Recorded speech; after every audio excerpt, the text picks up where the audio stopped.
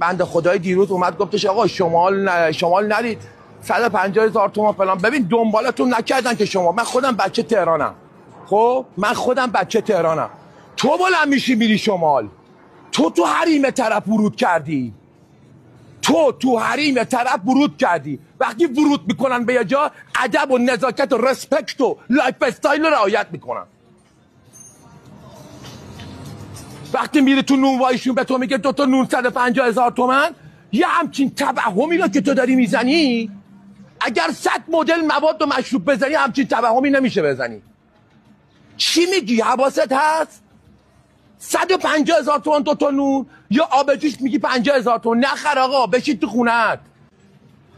بچهای شمال پرچمتون همه بالاست. من خودم بچه تهرانم.